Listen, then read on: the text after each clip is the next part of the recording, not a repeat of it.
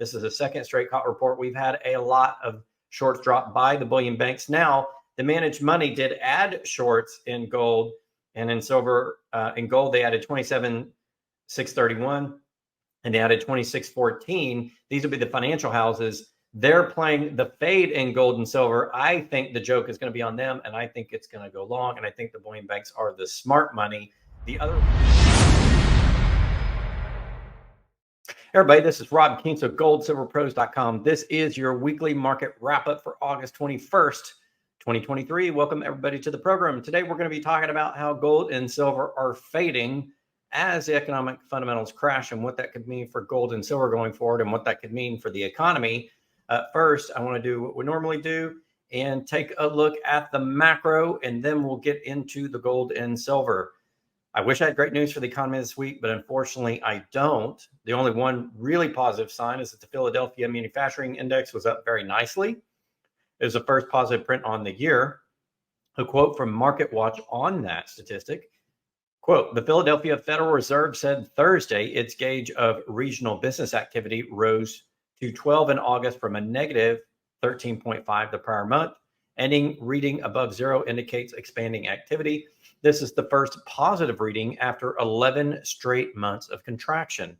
The measure on a 6-month business outlook dropped 25 points in August to 3.9, the lowest level since May." So even though we had a positive print, the business indicators aren't telling us or predicting that we'll have positive prints in the future. This may be a one-time anomaly. Again, this is the first time that's been positive in a year.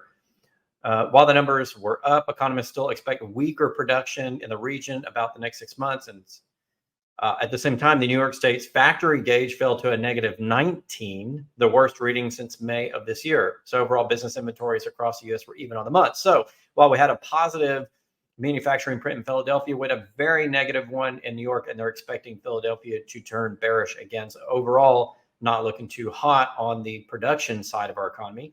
Industrial production was up 1% last month, though that is attributable to peaking energy usage created to warmer than average weather in the summer, requiring more energy for cooling homes across the nation. So it wasn't necessarily production, it was energy based. We're hot, we're using more energy. Industrial production had to go up to account for that. It wasn't through native organic growth in the economy. On the plus side, retail sales were up 1% for the last month, which we'll take. We'll take that one. I wonder how much the gain would be attributed back to school supply and clothing purchases across the U.S. As kids go back to school, we're buying supplies, we're buying clothes. We'll see if that 1% retail sales is attributable to that or to something else by looking at it next month. The most important number, the index of leading economic indicators, which economists use to gauge how the economy is doing, fell 0.4%, which continued the trend of 16 straight months of negative prints. Overall, it doesn't appear the economy is anywhere close to recovering, which probably is not going to surprise most of you. On to the markets. The Dow Jones is down 36 points today. NASDAQ, however, snapped a 4-day losing streak. Tech shares rise despite higher yields on bonds. We'll get to that in a moment. NASDAQ is up 206 points, 1.5%. Not bad. S&P splits the difference between the Dow Jones and the NASDAQ, up 30 points, 0.69%. But the Russell 2K, the small caps, are not doing so hot. A modest retraction of 3.41 points, are down 0.18%. Overall, in the cryptocurrency world, Bitcoin is still suffering just a bit. It's trading at 26,000, slightly over 26,000 on the day. The overall, the cryptocurrency complex not doing so hot. A bit of a sell-off. Bitcoin right now, 26,115, down $11 on the day. Ethereum down $4.75 to 1672.52. Litecoin up $1.87 to 66.84. XRP is back down to the 50 range, 0.52, down 0.02. I remember it getting up to 0.71 on news regarding the SEC. But that has fallen back down. XRP not doing great. And Doge, your favorite meme stock, now turned legitimate cryptocurrency, is 0.06 unchanged there. The bond market is not doing quite so hot, ladies and gentlemen. For the first time in a while, the 2-year is above 5%. That's right. The 2-year is up 0.069 today to 5.005. So it rises above 5%. That's the first time since we've been recording these weekly market wraps that the benchmark 2-year is above 5%. Bonds are rising, which reflects increasing uncertainty about the economy. In fact, 2-year and everything shorter, including the 1-year, 6-month, 3-month, and 1-month, are all above 5%, being led by the 6-month at 5.508%. The 10-year is at 4.344. That is a yield curve inversion of about 0.7 between the 2 and the 10-year, which is indicating an oncoming recession. I wanted to show you guys a graphic from a local reporter here in the DFW area. I just found her on Twitter. She does absolutely fantastic work with regard to what's going on in the economy. Her name is Amy Nixon. As you can see here, her on Twitter or X is at Texas Runner DFW. She says here, millennials out here right now fighting for our lives with our tiny sliver of the pie. And 156 trillion in U.S. assets by generation, baby boomers own exactly 50% of all the wealth in the United States, to the tune of 78.1 trillion. Gen X, my generation, is next, 29.5% at 46 trillion. Even the millennials come in fourth, bringing in the rear at 8.5% at 13.3 trillion. And the silent generation, many of which are no longer alive, are still beating the millennials, 11.9% at 18.6 trillion. So millennials haven't quite caught up to the rest of the generations in terms of assets, but I think they're going to get there. Obviously, some will be willed, but also as people retire, the millennials will earn more money and get better jobs. We'll talk about that on a future weekly market wrap. I'll have more on that for you guys. Going over to gold, we're here at the CME Group's website. We're looking overall weak volume dating back to about the end of July. So almost a month here, about 3 weeks of relatively weak trading on the markets. That would explain the price paid in gold and silver lately. Just not a lot going on. As we look at where traders are trading, again, the dominant contract month as expected in gold is December. You can see that as of Friday, we had 369,490 contracts open. We had 2,870 exchanged for physicals. That is where you take one contract on the U.S. market and exchange it for access to the OTC unallocated market in the London. You might do that to get access to gold, silver, or to play price arbitrage or play the price differences between the two markets across the sea. Overall, we only had 103 deliveries because those have to happen in the current month, and there's not a lot of contracts in August, as you can see. So even though current deliveries aren't high, wait till we get to December. There's a lot of open interest. There will be some deliveries there, physical on the markets. Trust you me, we're looking at Monday's data as of about 1:30. It's about 2.5 hours ago. We see most of the trade occurred again on the December contract. We had 129,387 so far today as of about 1:30. It's not over, settling at about 1923, up $6.50. If we go to Friday's data, we can see that we closed up $1.30 on the December contract to 1916.50. And on Thursday's data, we closed down about $13.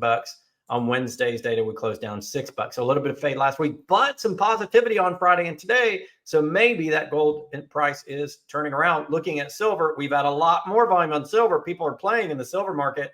Of course, we have 2 months in play here. September, which was sort of a interim big contract month on the COMEX until you get to December, but we've had 3,100 contracts fall off so far as of Fridays. You can see up here, 2,347 of those rotated to December. In December, you have 77,385 open contracts. You had no EFPs there, but you did have some ESPs on the September contract. People going over to London to get access to either silver price or the physical silver. Only 20 deliveries for August. You guys who watch the program, you know how all of this works. And you know, probably put it on slow speed because we go really fast. We have a lot of data. Well, as of the 21st of August, 1:32, same as in gold, as of about 1:30 today, Central Time. Here is the tail of the tape for silver. We're up about 60 cents overall on 61,000 contracts in September and up 59.9 cents on 15,535. Not a bad day for silver so far today. After you guys watch this, we'll have the final print on today, but so far today, it looks good on the markets. On Friday, we were up about 18 cents for both September and December contracts trading in silver. Thursday, up 18.4 cents. Wednesday, we were down 11 cents. So middle of last week, silver was bullish on the markets. End of this week, it was bullish. Now going over to the CFTC COT report on my Twitter, I highlighted the August 15th COT report. That is the current one that came out Friday afternoon. Remember, the CFTC puts this out in arrears or behind the data as they collect the data from all the trading firms and put it into a big chart called the disaggregated commitment of traders chart. This is through August 15th. The current one, you can see here, the bullion banks have continued to drop shorts in silver, meaning they are now net long by over 6,000 or just about 6,000 contracts. In gold, they dropped 22,000 shorts, and they're now still net short a lot, but they're dropping their short position. What does this mean when the bullion banks drop shorts? It likely means covering some existing short action and also setting up to go long in the fall. This is a second straight COT report. We've had a lot of shorts drop by the bullion banks. Now, the managed money did add shorts in gold and in silver. In gold, they added 27,631 and they added 2614. These would be the financial houses. They're playing the fade in gold and silver. I think the joke is going to be on them, and I think it's going to go long. And I think the bullion banks are the smart money. The other reportables, which are wealthy individuals and family offices, dropped longs and dropped some shorts, but added to their net short position in silver.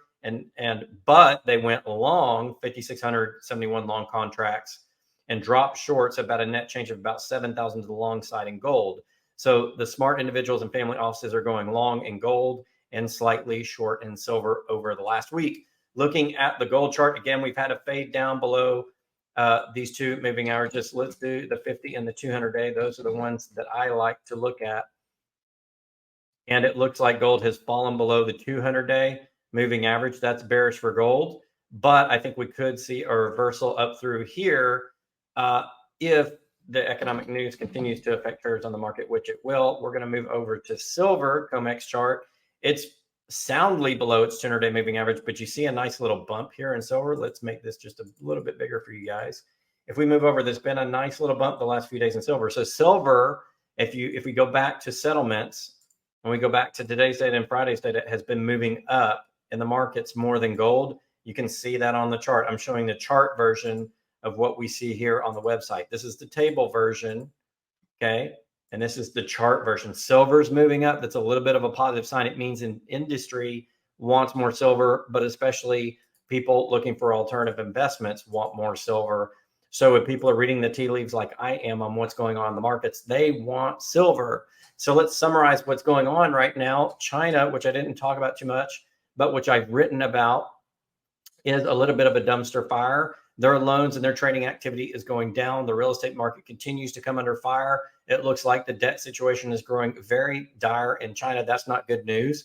Over here across pond in the US, the millennials have a minor share of the four major generations that we have now that have earning power or are retired, from millennials to mine, the Gen X, to the baby boomers, to the silent generation, or the wartime generation, as I call them. The millennials are last place in terms of earnings. Baby boomers dominate, but the baby boomers are going to start retiring soon.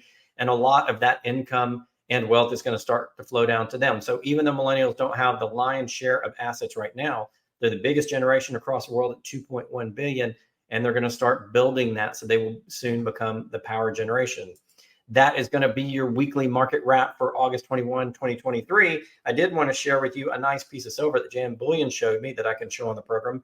This is a 1 ounce round JM Bullion. If you're interested, go over to jmbullion.com and take a gander at their prices and at their stock. But this is an absolutely gorgeous silver round. I thought you guys want to take a look at.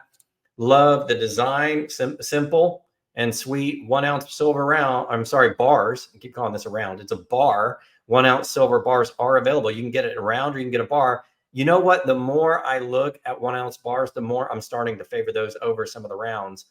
They're just gorgeous, and you can have all sorts of designs. You don't have to go for a 5 or 10 ounce. You can get a 1 ounce if that's all you can afford, or if you just want to add some small bars to your lineup. Okay, that's going to do it, guys, for the weekly market wrap. Until next time, this is your host, Rob Kientz, Gold Silver Pro.